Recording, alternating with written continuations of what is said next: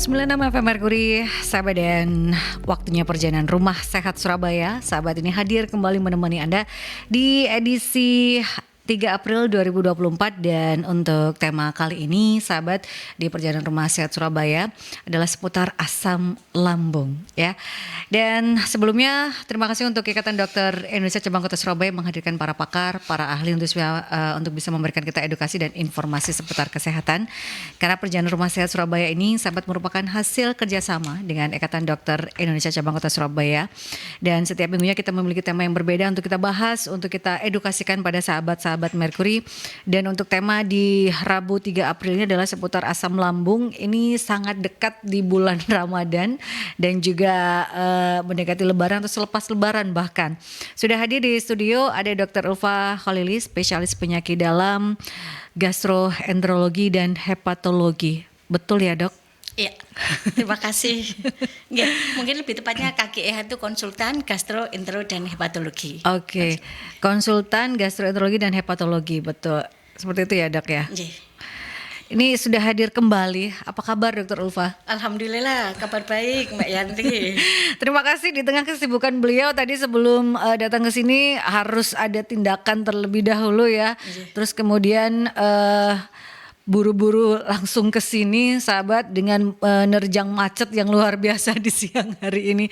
Terima kasih sekali lagi Dr. Ulfa, dan terima kasih sudah hadir kembali di perjalanan Rumah Sehat Surabaya di edisi kali ini. Dan sahabat, untuk Anda bisa menyaksikan kembali nantinya perjalanan Rumah Sehat Surabaya di YouTube channelnya Mercury, di Radio Mercury 96, dan Anda bisa streaming melalui aplikasi On Air ataupun juga di websitenya Mercury di www.mercuryfm.id. Anda juga bisa bergabung bertanya seputar tema di perjalanan Rumah Sehat kali ini di Rabu 3 April ini di line telepon 5620096 atau di WhatsApp call dan juga WhatsApp Messenger 08173096. Dok, kalau kita bicara tentang asam lambung itu kan pasti berhubungan dengan yang sampai ke ulu hati, tapi kan ini kadang juga gejalanya hampir sama dengan penyakit lain. Kita pengen menyamakan persepsi terlebih dahulu berkaitan dengan asam lambung. Ini penyakit apa sih, Dok? Oke. Nah, terima kasih. Jadi gini, asam lambung itu biasanya ditujukan pada semua kondisi atau penyakit yang terkait dengan produksi asam lambung yang istilahnya berlimpah atau banyak. Memang mungkin yang non spesifik kalau bukan karena asam lambung, kalau hanya gejala misal mual, kemudian rasa nggak nyaman, rasa penuh, mungkin kita bisa menyebut itu dispepsia. Cuman nanti dispepsia sendiri itu langsung harus dipilah. Dia ini yang dispepsia yang hanya fungsional, artinya ada keluhan tetapi tidak ada kelainan pada lambung atau saluran pencernaan atas, ataukah memang ada kelainan, ada keluhan dan ada kelainan, yang itu mungkin terbanyak biasanya gastritis atau istilahnya mungkin dulu terkenal MAH ya. Betul. Nah, betul. Nah, sekarang ini pertanyaan bagus yang banyak sekarang, terutama yang lagi naik daun adalah GERD. Ya, betul. Itu banyak sekarang fenomenanya. Itu apakah ada perbedaan dengan asam lambung dan juga GERD, kemudian bedanya apa atau seperti apa, Dok? Nah, gini, kalau GERD itu GERD ya, gastro, istilahnya ini adalah terkait dengan adanya reflux. Reflux itu isinya asam lambung yang reflux naik ke atas. Jadi tadi gastroesophageal reflux disease. Jadi isinya asam lambung yang ada di lambung naik ke esofagus atau kerongkongan sehingga menimbulkan keluhan. Nah, ini yang kadang kalau kita istilahnya perhatikan keluhan pasien, betul tuh kadang-kadang kita bisa menyebutnya mirip seperti penyakit 1000 wajah. Jadi kadang pasien menyangka mirip seperti sakit jantung, dan memang ini betul kayak kita bilang 11-12 dengan keluhan jantung ini yang bikin pasien panik, merasa takut meninggal, jam berapapun akan datang ke IGD. Tiba-tiba besesek, nafas merasa gak nyampe untuk sakit nafas, betul hati gitu. Terus kemudian dan juga sensasinya bahkan terasa tembus ke belakang, jadi mirip seperti koroner, seperti sakit jantung. Itu yang jadi memang kadang pasien-pasien ini ada yang datang ke istilahnya dokter jantung. Iya. Kadang-kadang ada yang ke dokter paru-paru karena apa? Tiba-tiba Sesak. sering sesak dan terbatuk-batuk. Batuknya lama nggak sembuh-sembuh. Kadang-kadang ke dokter THT karena merasa ganjel, serik, atau bahkan flu nggak sembuh-sembuh, suara parau, itu juga bisa terkait dengan asam lambung yang naik tadi. Kadang sering pusing dengan berbagai gejala pusing, ada yang keliengan, ada yang cekot-cekot separuh, ada yang berat. Bahkan kadang datang karena sulit tidurnya. Atau kalau udah lama kadang-kadang datangnya malah anxiety atau orang gampang cemas gitu. Gangguan kecemasan gitu ya, Dok ya.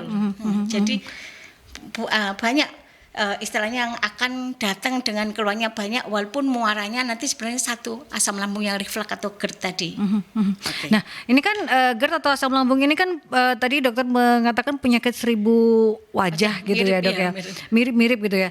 Tapi apa yang masyarakat harus ketahui perbedaannya dengan penyakit-penyakit lain, ataukah ada gejala yang kalau GERD atau asam lambung ini khasnya ini, atau memang benar-benar 1000 wajah dan hampir sama dengan beberapa penyakit gitu, Dok?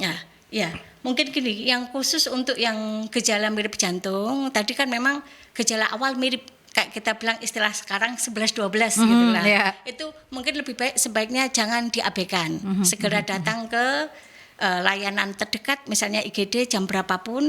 Nanti yang menjadi pembeda kalau GERD ini membaik dengan diinjeksi obat-obat untuk mengatur asam lambungnya, menurunkan produksi asam lambungnya. Tapi juga minimal nanti para dokter yang jaga juga akan istilahnya lebih aware juga biasanya di ECG, kemudian dilakukan pemeriksaan enzim jantung. Jadi nanti betul-betul bisa berbeda. Oh, ketika misalnya ECG-nya bagus, enzimnya normal, membaik dengan obat-obat lambung, ya ini khas untuk yang asam lambung yang naik tadi, yang memang gejalanya mirip jantung. Karena kadang-kadang kalau penyakit jantung betulan juga gejala mirip seperti ini, tetapi intensitasnya makin lama makin memberat. Kemudian dikasih obat-obat lambung nggak ngefek, makin lama makin berat, terus ECG-nya ada perubahan dari bentukan ECG-nya. Kemudian yang kedua juga enzim jantung juga positif atau muncul, itu yang membedakan. Tapi keluhan awal mungkin untuk awam ya, wes pokoknya kalau merasa tadi mbesese, nafas berat, dada rasanya juga panas, bahkan tembus ke belakang. Kemudian kalau makin lama makin nggak enak, segera kayak gitu. Jadi memang ini disarankan untuk segera ke fasilitas kesehatan terdekat kalau merasakan itu tadi, karena kan ini apalagi kalau makin berat. Nah, semakin berat gitu ya. Kalau merasa ini asam misalnya ke ulu hati sakitnya, kemudian diminum obat yang untuk asam lambung gitu membaik itu berarti asam lambung yang naik, yang reflux yang tapi kalau sudah minum itu tapi tidak ada perubahan, nah itu akan lebih baik langsung ke fasilitas kesehatan atau IGD terdekat gitu ya, Dok ya. Betul. Karena apalagi kalau yang betul-betul GERD itu misalnya dikasih obat-obat lambung yang apa ya kita bilang yang standar, yang ada di pasaran gitu ya. Bebas biasanya juga walaupun bisa menolong enak, tapi kadang-kadang kurang lengkap gejalanya masih ada. Kalau gitu mungkin perlu yang berbentuk injeksi yang bekerjanya lebih cepat dan lebih cepat bisa menurunkan produksi asam lambungnya. Kalau kan kalau jantung katanya benar-benar kayak sakit di ulu hati, kemudian keringat dingin. Nah, untuk yang asam lambung ini ada keringat dingin juga nggak sih, Dok? Jarang sih, jarang ya sampai keringat dingin. Tapi juga kembali lagi kadang-kadang ilustrasi pasien satu sama yang lain tuh beda-beda. Tetapi yang kalau betul-betul jantung tadi yang makin lama makin memberat, kemudian sampai ya betul-betul nafas sulit, sesak, tapi kadang-kadang orang GERD juga ada yang seperti itu gambarannya. Jadi karena kan tiap orang berarti gejalanya berbeda-beda, tapi ya paling tidak mirip-mirip itu ya. Karena ini 11-12 lagi dokter. Seperti apa yang dikatakan dokter Ulfa, 11-12 gejala yang khasnya juga. Jadi kalau memang benar-benar merasa sakit yang tadi disampaikan oleh dokter Ulfa, ya sudah ke fasilitas kesehatan saja atau ke IGD terdekat. Sahabat, jangan sampai nanti terlambat gitu ya, Dok ya. Untuk penyebab dari asam lambung ini sendiri apa sih, Dok? Karena kan orang ada yang mengatakan kalau GERD itu identik dengan tadi gangguan kecemasan, berarti ada hubungannya dengan psikologis. Tapi kalau benar-benar penyebab utama dari penyakit asam lambung ini apa, Dok? Ya, kalau kita kerucutkan yang keluhan yang ditanyakan tadi GERD ya mungkin ya. Jadi gini, ada penyebabnya anatomi. Misalnya kalau anatomi itu ya bawaan, mungkin istilahnya bahasa awamnya sphincter atau klepnya kendor. Oh ya. Itu secara anatomi bawaan istilahnya. Kemudian penyebab lain mungkin yang pola hidup yang salah, kemudian jenis makanan yang selama ini salah. Kemudian ada yang konsumsi obat-obat tertentu yang efeknya ke lambung, misalnya NSAID. NSAID itu anti nyeri, mungkin orang awam bilang painkiller ya. Yeah. Nah, itu ada kondisi-kondisi tertentu yang orang akhirnya memakai obat-obat anti nyeri jangka lama. Misalnya anti nyeri ini yang salah satu pemakaian lama walaupun dosis kecil tuh pada orang yang pasca stroke atau pasca serangan jantung atau riwayat pemasangan ring jantung. Biar tidak terjadi serangan atau sumbatan ulang, pasien akan diberi obat-obat pengencer darah. Nah, cukup banyak kasus-kasus yang GERD atau gastritis yang terjadi karena related atau terkait dengan pemakaian obat-obat pengencer darah, biasanya antitrombotika atau pengencer darah yang setelah jangka waktu lama efeknya ke lambung. Itu juga harus kita tanyakan. Terus kadang-kadang memakai anti nyeri yang lain, misalnya memiliki masalah dengan penyakit sendi, radang sendi menaun, entah ada yang osteoartritis, osteoporosis, pengapuran pasti keluarnya juga sendi. Terus kemudian kadang orang-orang yang sepuh itu juga merasa encok, linu, rematik, asam urat itu juga kadang-kadang banyak obat anti nyeri dan bahkan dikombinasi sama jamu-jamu. Nah, itu juga yang menjadi salah satu faktor resiko. Kemudian tadi ya anatomi sudah, kemudian lifestyle misalnya begadang, terus kemudian terlambat makan, terus habis itu sudah gitu jenis makanan spicy, kemudian ada makanan-makanan tertentu yang memang menjadi musuh untuk penderita GERD. Betul. Terus kemudian, ada faktor infeksi yang istilahnya sering terkait dengan gastritis atau dengan GERD kadang-kadang adalah Helicobacter pylori. Terus yang terakhir ya tadi faktor stres itu juga banyak ini justru yang menjadi pemicu. Itu salah satunya gitu ya. Ternyata banyak sekali ya kalau kita melihat GERD itu ada juga dilihat dari anatominya gitu ya. Itu kan berarti bawaan ya. Secara bawaan juga ada pola hidup, kemudian makanan, obat-obatan segala macam berarti bisa jadi penyebab. Dan yang utama adalah kalau bicara tentang pola hidup adalah stres di perkotaan itu juga menjadi salah satu. Jadi memang sesuai dengan anjuran dari Kementerian Kesehatan, kelola stres dengan baik itu ternyata sangat penting ya dok ya. Tapi sebelum kita bahas lagi berkaitan dengan faktor resiko dari asam lambung ini seperti apa, dan kita masih membuka untuk Anda yang ingin bergabung bertanya bersama dengan Dr. Ulfa Khalili, spesialis penyakit dalam, konsultan gastroenterologi dan hepatologi, di perbincangan kita di seputar asam lambung di line telepon 562-0096 atau di WhatsApp call dan juga WhatsApp Messenger di 0817300906, karena kita akan ke jeda iklan terlebih dahulu sahabat ya. 96 FM Merkuri, sahabat masih di perbincangan Rumah Sehat Surabaya di edisi Rabu 3 April 2024 bersama dengan Dr. Ulfa Khalili, spesialis penyakit dalam, konsultan gastroenterologi dan hepatologi. Berkaitan dengan tema yang kita bahas kali ini adalah seputar asam lambung ya. Jadi untuk diketahui bahwa asam lambung dan juga GERD ini berbeda. Kalau asam lambung itu mungkin hanya merasa kayak begah, perih di lambung, itu asam lambung saja. Tapi kalau GERD adalah asam lambungnya yang naik sahabat ya, itu perbedaannya. Tapi sama-sama asam lambung dan penyebabnya pun ini kalau GERD banyak sekali, ada anatomi, ada pola hidup, ada makanan, obat-obatan. Kalau asam lambung itu berarti juga anatominya tidak termasuk ya dok, atau seperti apa dokter Rufa? Iya, kalau asam lambung yang mungkin ini yang dimaksud mungkin gastritis ya, mungkin anatomi atau klep yang kendor tadi tidak termasuk. Tetapi kalau yang pola makan, kemudian jenis makanan, infeksi Helicobacter pylori, stres dan lain-lain tetap sama. Yang berbeda hanya masalah klep tadi terkait dengan refleksnya. Terkait dengan itu ya sahabat. Tapi kalau bicara tentang faktor resiko, baik itu dari asam lambung ataupun juga GERD, apakah juga ada perbedaan dok? Faktor resiko dari keduanya ini, atau apa yang gaya hidupnya yang, atau seperti apa kalau bilang kita mengatakan pola resiko ini? Oke, sebenarnya faktor resiko secara keseluruhan hampir sama.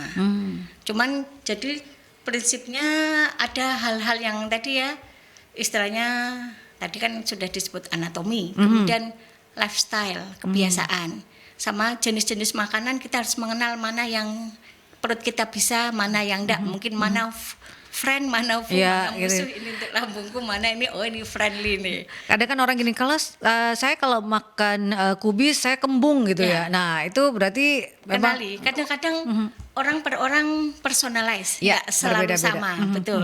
Tetapi yang biasanya yang dianggap pasti istilahnya hampir semua orang akan memberikan respon yang sama kalau pedes. ya. Kemudian masam atau kecut ya mungkin bahasa Jawanya ya. Kopi. Ah ya. Ya, ini tiga ini yang sering sekali yang menjadi musuh, sama satunya tadi obat anti nyeri, painkiller atau NSAID tadi itu. Kalau bicara tentang obat, mungkin penggunaan yang berlebihan atau penggunaan yang relatif lama gitu ya Betul, dok ya, itu akan bahasa kita adalah mengiritasi, bener sih nggak sih? Bahasa mengiritasi lambung itu dok. Betul. Obat-obat tertentu yang memang bersifat gastropatif itu memang jangka waktu lama akan mengiritasi tadi, mengiritasi sehingga produksi asam lambung menjadi banyak. Nah, apakah tetap di lambung itu, apakah yang ada tipe reflux itu nanti yang dirasakan oleh pasien tadi. Tapi prinsipnya misalnya kita nih terkena suatu penyakit yang memang mengharuskan minum obat anti nyeri yang lama. Yeah. Nah, itu yang biasanya ya kayak orang yang habis pasang ring, orang yang itu ini termasuk dilema.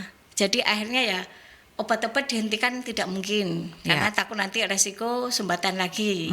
Tapi bagaimana dengan lambung saya? Nah, akhirnya gini, yang pertama nanti yang jelas ke dokter jantung atau dokter saraf ya. Beliau nanti akan mengubah jenis obat pengencer, istilahnya antitrombotik tadi. Antitrombotik sendiri itu kan ada macam-macam.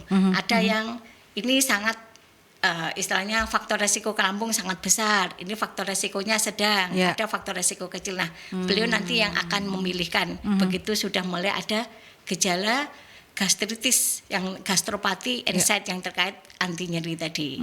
Nanti dipilih. Kemudian yang kedua juga strateginya obat-obat lambung tetap diberikan secara simptomatis. Kalau enggak merasa pakai pengencer tapi ininya enggak beres-beres, pasti akan mengganggu kualitas hidup.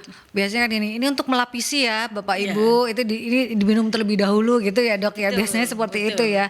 Dan pasien pun jika menggunakan obat ini harus dok, saya biasanya menggunakan obat anti lambung ini karena saya punya gastritis. Nah itu akan lebih baik ya dok ya. Apa kondisi kita ya kalau itu dokter yang merawat kita dari lama, tapi kalau dokter yang baru melakukan perawatan, kita sebagai pasien juga proaktif ya dok ya untuk mengutarakan saya sakitnya ini, saya alergi obat ini, itu ya wajib itu ya dok ya. Wajib di era kekinian, terutama yang alergi itu wajib diutarakan karena istilahnya alergi kan kadang-kadang sesuatu yang unpredictable. Jangan sampai misalnya hanya karena paracetamol. Kita dulu pernah alergi yang hebat, misalnya Stephen Johnson lupa bilang kena paracetamol terjadi ulangan. Jadi alergi itu istilahnya untuk pasien harus memiliki catatan sendiri dan nanti ke dokter manapun harus bilang. Nah, termasuk yang memiliki gastritis tadi bilang. Jadi dokter pun akan mempertimbangkan pemberian ketika misalnya butuh anti nyeri atau kondisi yang ini perlu tak kasih obat-obat lambung. Supaya pengobatannya on target ya dok ya. Itu yang harus diketahui karena kan setiap orang tuh berbeda-beda. Jangan dok, tetangga saya pakai ini bagus loh. Nah belum tentu itu akan cocok dengan Anda. Jadi itu pengobatan itu personal sahabat. Begitupun dengan kalau bicara tentang gejala ya dok ya. Karena setiap orang gejalanya pasti akan berbeda-beda. Untuk anak-anak dan juga dewasa kalau bicara tentang gastritis atau asam lambung ini, itu ada perbedaannya nggak sih dok? Atau berkaitan dengan GERD untuk anak-anak dan juga dewasa, ada perbedaan gejala nggak sih dok? Atau sama semuanya? Untuk anak-anak mungkin saya tidak terlalu tahu detail ya, tapi secara umum sih biasanya untuk GERD lebih jarang. Nah, tapi untuk anak-anak, untuk kayak dispepsia atau gastritis masih mungkin, masih bisa. Tapi kadang gejalanya, nah tergantung juga anak-anak ini usia berapa. Kalau sudah bisa bicara, sudah apa, mungkin lebih memudahkan kita untuk ini kira-kira yang mana. Tetapi untuk sepertinya untuk anak-anak lebih jarang gitu ya. Kecuali anatomi yang betul-betul ada tadi, istilahnya hernia diafragmatika, itu bisa jadi. Berarti kebanyakan GERD itu adalah anatomi yang istilahnya memang itu berhubungan dengan anatomi ya sahabat. Salah satunya, tapi paling besar adalah pola hidup dan juga stressful gitu, yang itu yang menjadi penyebab ya Dok kalau bicara tentang GERD ya. Iya. Itu yang paling sering terjadi. Betul. Mungkin yang betul-betul anatomi yang istilahnya apa ya, sphincter atau klep yang betul-betul kendor itu ya ada maksudnya, tapi nggak semuanya yang betul-betul sphincternya longgar. Kemudian apa, jadi kadang-kadang relatif masih longgarnya hanya dikit, tapi karena misalnya tadi yang pola hidup, kemudian stres, kemudian faktor sedang memakai pengajar dan lain-lain itu juga bisa. Obat itu ya Dok ya, penggunaan obatnya. Painkiller. Nah, ini ada pertanyaan dari Mbak Iren. Asam lambung, GERD dan juga MAH itu perbedaannya apa dan persamaannya apa Dok? Karena kan kalau menurut saya sama-sama nyeri di ulu hati, tapi katanya GERD itu juga ada sisi psikologisnya Dok. Seperti apa? Mohon penjelasan. Nah, ini. Oke. Terima kasih untuk pertanyaannya Mbak Iren. Jadi gini, MAH itu dari bahasa Belanda ya, jadi mungkin lebih tertujukan untuk semua kelainan yang terkait pada lambung. Mungkin dulu kita sebut semuanya MAH. Nah, kemudian kalau asam lambung itu mungkin secara bahasa Indonesia ini semua kelainan lambung yang disebabkan karena hyperacidity atau asam lambung yang banyak. Jadi bisa gastritis, kalau gastritis itu biasanya perih, kemudian ada merasa panas di ulu hati. Kadang-kadang terus keluhannya adalah kembung sama sering sendawa. Itu bisa karena gastritisnya. Nah, kalau kata-kata GERD itu yang menjadi clue atau poin adalah asam lambung yang reflux naik ke atas. Nah, reflux naik ke atas itu bisa kebetulan pasien ini ya punya gastritis, punya GERD. Jadi juga ada nyeri ulu hati, perih, kemudian begah, nggak enak. Tetapi yang kata-kata reflux itu jadi biasanya dada rasa panas seperti terbakar. Terus kadang-kadang ada yang sampai naiknya ke kerongkongan, merasa hawa kecut yang naik. Kadang bilang kecut, pahit atau rasa nggak enak yang naik di kerongkongan. Bahkan sampai rasanya orang merasa saya seperti radang pada kerongkongan saya. Jadi kayak ganjel, nyeri telan, nggak enak. Bahkan kadang-kadang seperti dahak sulit keluar, untuk nelan kayak seri atau kayak ada ganjelan. Itu berarti khas yang betul-betul bisa jadi itu GERD ya. Iya, yang justru malah sering itu sama sulit tidur, kadang-kadang kayak gitu, itu yang reflux itu, terutama heartburn klunya, dada rasa panas. Cuman tadi tergantung derajat keparahannya, ada yang cuma panas tok, ada yang merasa besesek, sulit nafas, tembus ke belakang, sampai ngap, sampai apa, itu memang kadang beda-beda, tergantung persepsi sama derajat keparahan refluksnya tadi. Jadi itu perbedaannya ya. Kalau misalnya kalau asam lambung belum tentu akan terkena GERD, tapi kalau GERD itu pasti asam lambung ya Dok ya. GERD asam lambung yang naik. Nah, gitu. Pasti itu asam lambung yang naik, tapi kalau asam lambung belum tentu itu GERD gitu ya. Mungkin cuma untuk sebagai sedikit untuk memberi ingatan gini, karena asam lambung itu pH-nya sangat rendah, sangat asam, bahkan dikatakan kurang dari 4. Jadi memang mungkin Allah sudah mendesain asam lambung itu memang di lambung, karena lambung kita tuh ototnya kuat, lapis-lapis, ada muskulus sirkuler, ada ini, pokoknya berlapis-lapis. Nah, ketika si asam lambung reflux naik ke atas kan tadi ke esofagus, gastroesofageal. Nah, esofagus tadi pasti akan terjadi reaksi karena asam lambung yang naik. Nah, reaksi itu minimal biasanya berupa istilahnya kayak erosi, kita sebut mukosal bulk, jadi ada erosi. Nah, kadang-kadang kalau nggak segera diobatin dari erosi di esofagus atau esofagitis ini, lama-lama bisa terjadi baret esofagus, lama-lama bisa terjadi istilahnya struktur esofagusnya lebih menyempit. Biasanya kalau seperti itu keluarnya sudah istilahnya sulit untuk menelan. Ada itu walaupun jarang sampai seperti itu, tapi ada beberapa pasien datang sudah kondisi kesulitan menelan. Kalau lebih lanjut, komplikasi yang paling ditakuti adalah resiko kanker esofagus itu. Jadi makanya jangan sampai ke arah sana, sudah nggak enak, sudah ini aja segera ke dokter untuk bisa diobati secara optimal. Karena sifatnya yang asam ya, jadi itu akan bisa mengiritasi. Betul, gitu ya. Fisiologinya mengiritasi tadi. Nah, itu yang harus dipahami. Jadi kalau jangan saya hanya asam lambung, belum tentu bisa jadi harus diperiksakan apakah saya ini punya GERD gitu ya. Itu harus juga diperiksakan.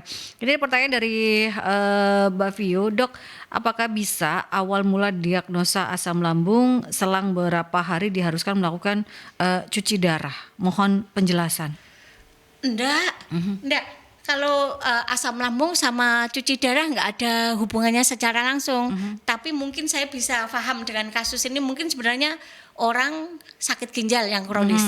Jangan lupa orang sakit ginjal yang kronis kita sebut misalnya CKD ya, CKD chronic kidney disease, atau dulu gagal ginjal kronis, istilahnya serum kreatinin dan naik, itu gejalanya bisa mual dan muntah, bahkan mual yang paling sering. Nah, mungkin gejalanya yang bersama pasien nggak tahu selama ini bahwa ginjalnya sebenarnya sudah ada gangguan, tapi baru ke dokter karena merasa kok aku mual-mual terus ya.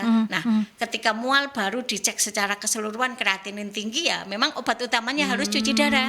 Tapi bukan tadi GERD-nya terus cuci darah, bukan. Jadi itu cuma tadi jendela klinis atau keluhannya memang mual-mual. Hampir sama ya. Karena kan asam lambung ini adalah penyakit 1000 wajah itu tadi ya, Dok ya. Jadi yang ginjal ini juga hampir sama. Hampir. Jadi ketika orang sakit ginjal kronis kreatinin tinggi, salah satunya adalah lemes, mual terus. Kemudian kadang-kadang mulai gatal-gatal. Kesadaran kalau sudah nemen kita sebut ensefalopati, kesadaran turun. Tapi mungkin pasien yang diceritakan tadi datangnya karena mual-mualnya. Jadi kadang mirip dengan GERD, tapi sebenarnya itu bukan murni GERD, tapi karena ya ada mekanisme ketika kreatinin tinggi, uremic value-nya tinggi, ya akan mual-mual terus. Nah, akhirnya cuci darah tadi. Nah, itu memang persamaan gejala saja, tapi memang bukan karena asam lambung terus tiba-tiba selang berapa hari, karena memang labnya belum keluar hasilnya, sebenarnya adalah gejala dari sakit ginjal, sahabat, bukan karena asam lambungnya. Ada lagi pertanyaan dari Pak Abdul, kita ke jeda iklan terlebih dahulu ya, saya bacakan nanti setelah jeda iklan, sahabat. 96 FM Merkuri, sahabat, masih di perbincangan Rumah Sehat Surabaya bersama dengan Dr. Ulfa Khalili, spesialis penyakit dalam, konsultan gastroenterologi dan hepatologi, karena kita membahas tema seputar asam lambung, sahabat ya.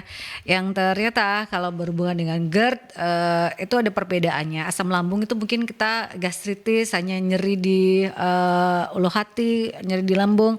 Tapi kalau GERD itu adalah asam lambung yang naik. Ya, sahabat. Ini ada pertanyaan dari Pak Abdul, Dok, apakah asam lambung bisa sembuh total? Caranya kalau mau sembuh total seperti apa, Dok? Ini pertanyaan yang sulit ya. Jadi gini, kalau sekali lagi kita persempit, kalau yang dimaksud GERD tadi, misalnya pada awal didapatkan istilahnya esofagitis atau erosi pada esofagus tadi ya, itu sebenarnya bisa sembuh nanti dengan memakai obat-obat istilahnya yang memang direkomendasikan untuk GERD, terutama yang intinya untuk menekan produksi asam lambung. Mungkin kalau kita bilang golongan PPI, yang mungkin kalau dibaca ya kayak seperti omeprazol, lansoprazol, esomeprazol atau panto, itu yang terapi utamanya. Nah, sebenarnya kalau kriteria sembuh adalah sampai tadi ya erosinya sembuh tuh obat-obat tadi harus diminum rutin selama 8 minggu. Jadi secara guideline, jadi ya rata-rata kesembuhan itu setelah minum obat rutin selama 2 bulan atau 8 minggu.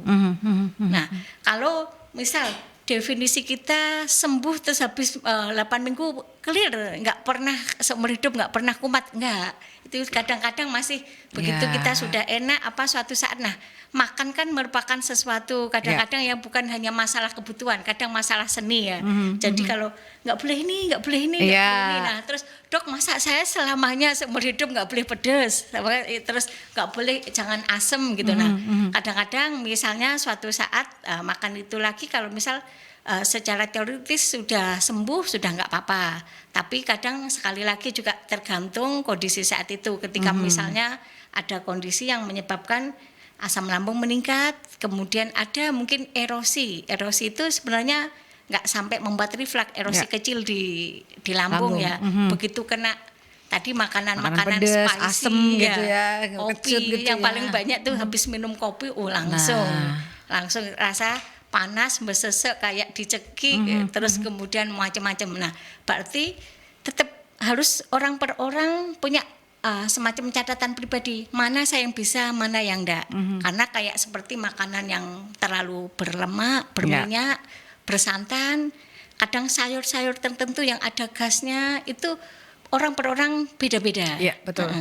Kadang ada yang kena teh nggak bisa. Ya. Ya, ada yang tadi ya kolbis ya Kolbis nggak misalnya. bisa, kadang ada yang, yang kena lodeh, tewel nggak bisa. Ya. Nah, itu kadang istilahnya punya catatan sendiri, tapi memang tidak berarti 100% seumur hidup enggak. Nanti kalau sudah sembuh, sudah diobati tadi boleh dicoba, tapi jangan langsung langsung bolehlah brutal, sedikit gitu ya, langsung satu panci nggak mungkin kan. Boleh sedikit dicoba. gitu ya. Jadi Dek. sambil test case, berarti saya sudah mulai bisa mungkin gitu. Tapi secara teoritis bisa disembuhkan. Bisa disembuhkan, tapi memang ada kemungkinan juga untuk kambuh kembali gitu suatu ya, Dok saat ya. misalnya sudah sembuh, sudah enak, ada suatu problem yang stressful ya masih mungkin gejalanya menjadi mual-mual, Ya. besesek, kembung, nggak enak, hawa kecut naik, Ya. itu yang masih mungkin. Jangan Tapi lupa. pasti berbeda antara diobati sama belum tidak. diobati. Tapi jangan lupa gitu ya, penyebabnya itu bisa jadi adalah pola hidup dan juga gaya hidup. Nah, itu kan juga menjadi catatan gitu ya. Itu bisa saja, saya bisa disembuhkan, bisa gitu ya. Tapi jangan lupa ada penyebabnya seperti pola hidup dan gaya hidup. Stressful itu juga bisa menjadi salah satu penyebab gitu ya, Dok. Itu kan bisa menyebabkan kekambuhan gitu ya. Bergantung kembali ke pasien gitu ya, Dok. Ini pertanyaan lagi dari Ibu Umi. Apakah GERD bisa menyebabkan kondisi serius lainnya, Dok?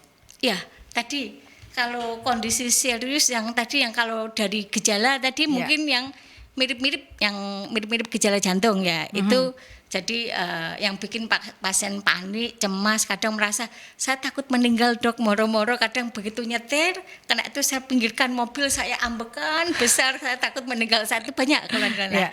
Itu kalau sisi keluhan. Tapi kalau yang menjadi serius ya tadi, kalau sudah menjadi barat esofagus atau esofagus menyempit atau bahkan kalau tetap belum diobati itu bisa menjadi suatu resiko menjadi berubah sifat menjadi ganas atau kanker esofagus tadi. Komplikasinya sampai bisa ke kanker gitu ya, Dok ya. Betul. Komplikasi jangka panjangnya salah satunya yang literatur selalu menyebutkan bahkan sampai menjadi tadi CA atau kanker esofagus tadi. Karena itu tadi kan, ini kan mengiritasi gitu ya, Dok ya. Iritasi betul. yang berlangsung Terus lama-kelamaan gitu kan. kronik, bertahun-tahun. Tidak terobati dengan baik ya, itu akan bisa menyebabkan fatality yang lebih tinggi dan komplikasinya adalah bisa sampai ke kanker gitu ya, sahabat.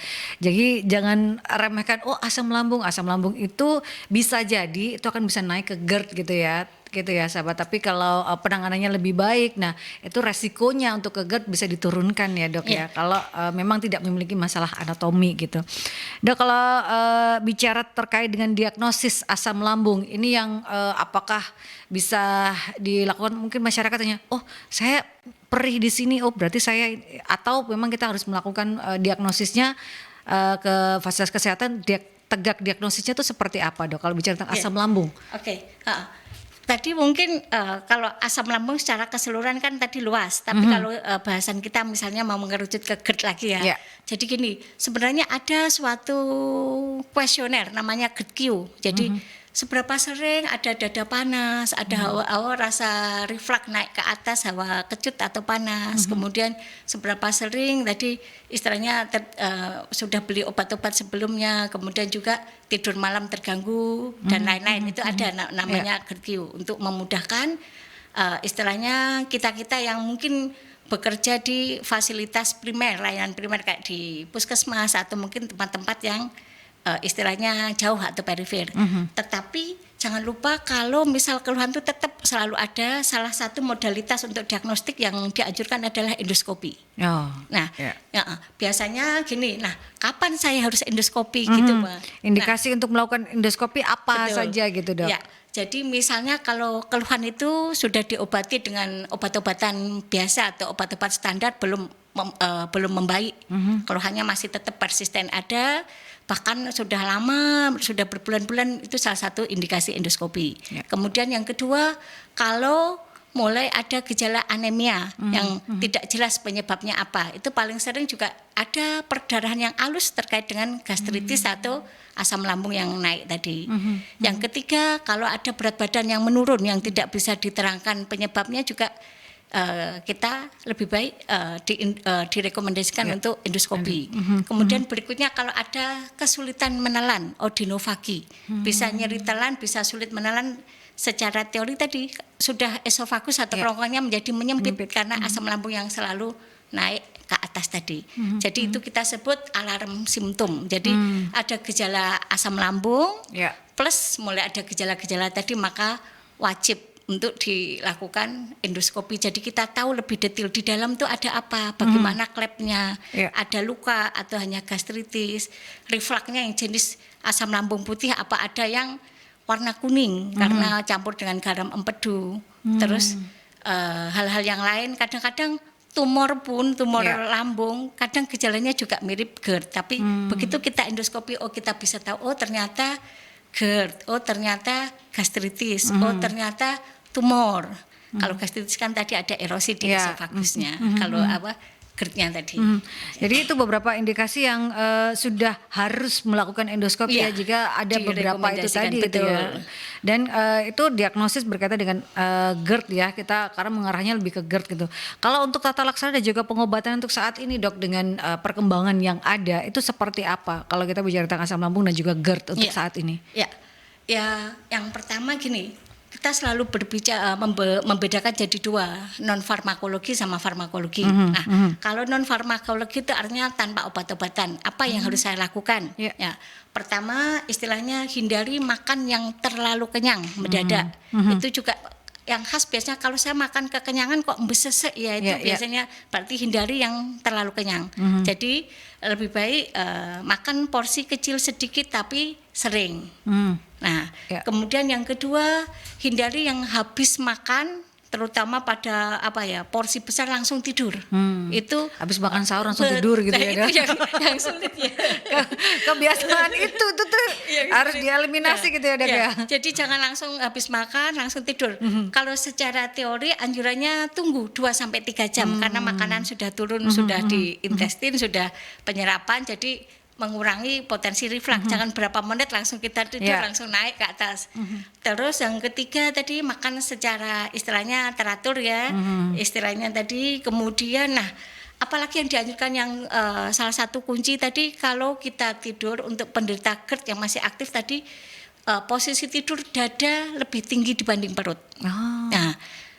Jadi jangan kepala dok yang diganjeli nanti bangun-bangun tengeng atau nanti geliyang, jangan. Jadi mulai dada karena secara istilahnya secara mekanikal kalau dada lebih tinggi dibanding perut jadi asam lambung kan zat cair selalu mencari tempat yang lebih rendah. Kita bayangkan kita gemuk tidurnya tanpa bantal pasti nanti perut lebih tinggi dibanding dada. Itu yang gampang reflux apalagi kalau klepnya kendor. Nah jadi salah satu solusi adalah tidurnya agak seperti setengah duduk tapi nggak betul-betul setengah duduk ya.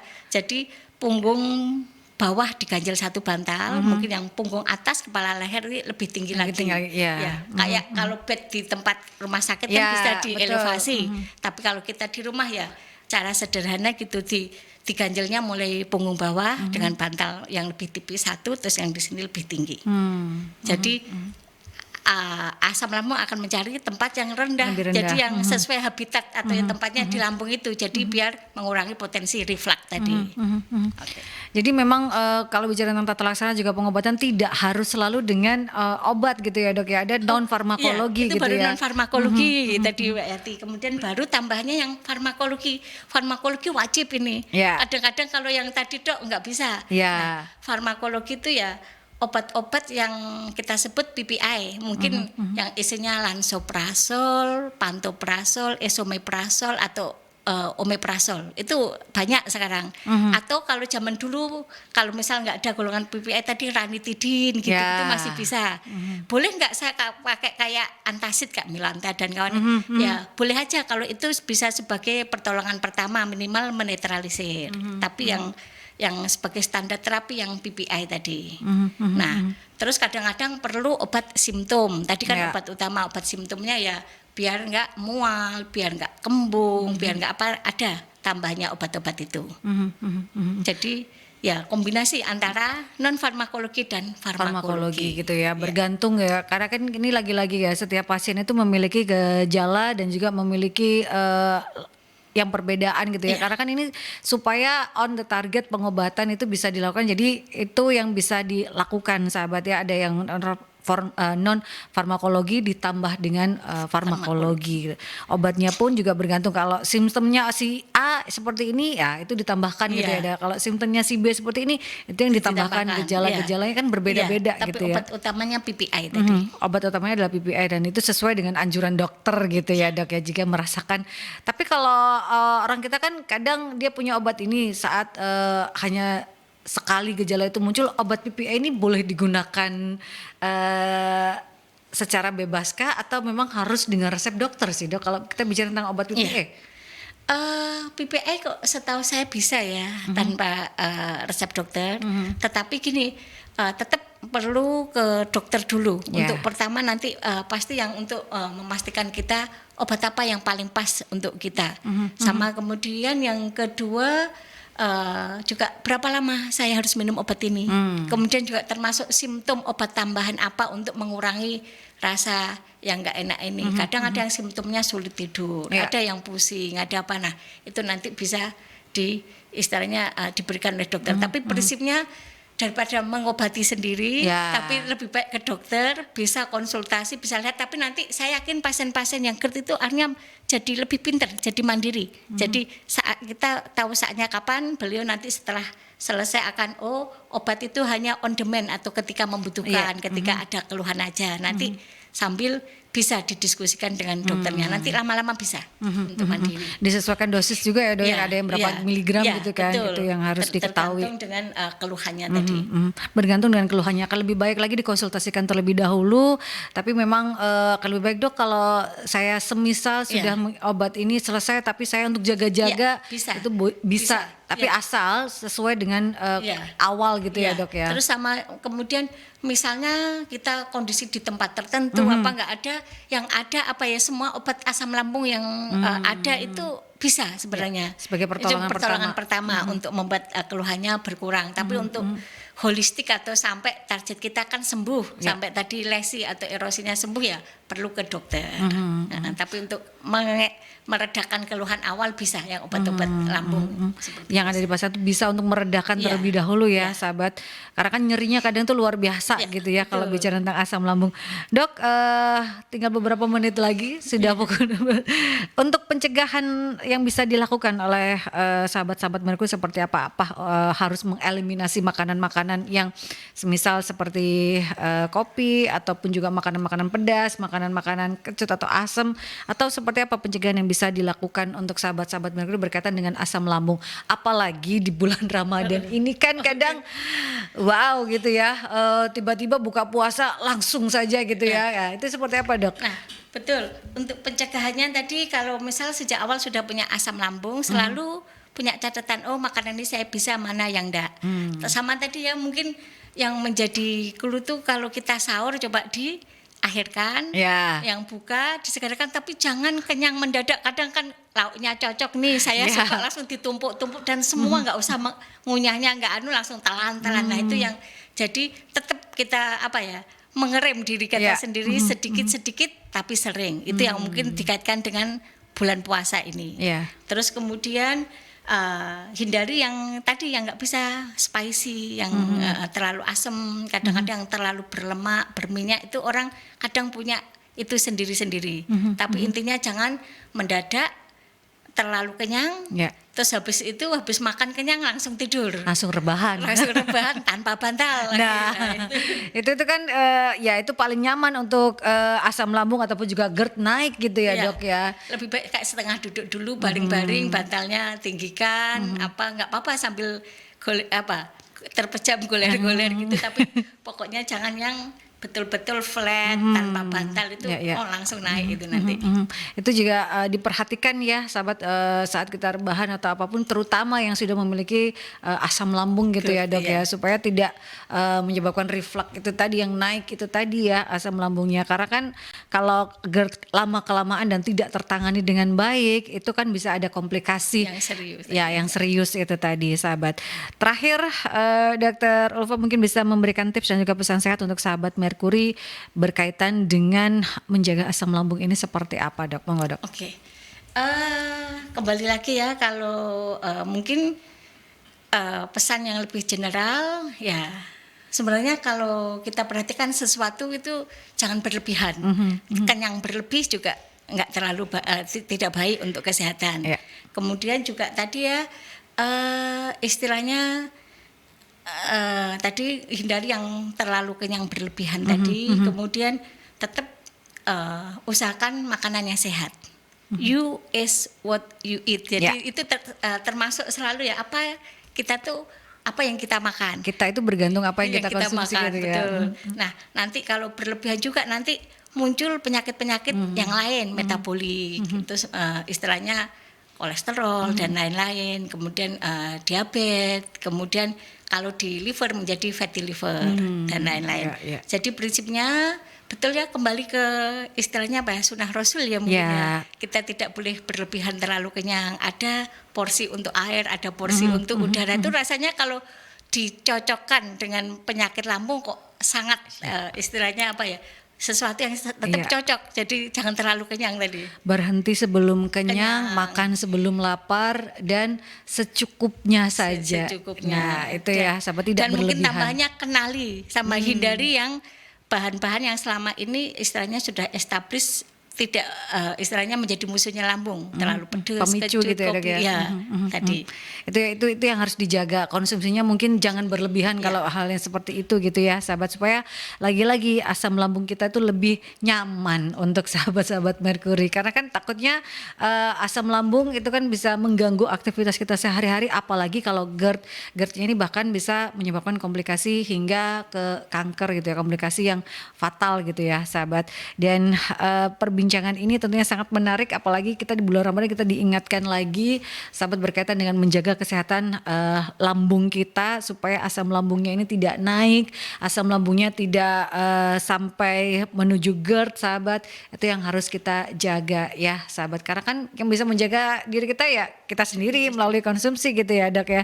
Terima kasih Dr. Ufa Khalili, spesialis penyakit dalam, konsultan gastroenterologi dan hepatologi, sudah memberikan kita edukasi dan juga informasi seputar asam lambung dan juga GERD di edisi Perjalanan Rumah Sehat Surabaya di 3 April 2024. Dan untuk Anda yang tertinggal, jangan khawatir sahabat, karena Anda bisa menyaksikan kembali di YouTube channelnya Merkuri di Radio Merkuri 96, sahabat. Terima kasih juga untuk Ikatan Dokter Indonesia Cabang Kota Surabaya menghadirkan para pakar, para ahli untuk bisa memberikan kita edukasi dan informasi seputar kesehatan. Ketemu lagi di episode Perjalanan Rumah Sehat Surabaya berikutnya, sahabat. Stay safe, stay healthy, be happy, dan Assalamualaikum warahmatullahi wabarakatuh. Waalaikumsalam warahmatullahi wabarakatuh.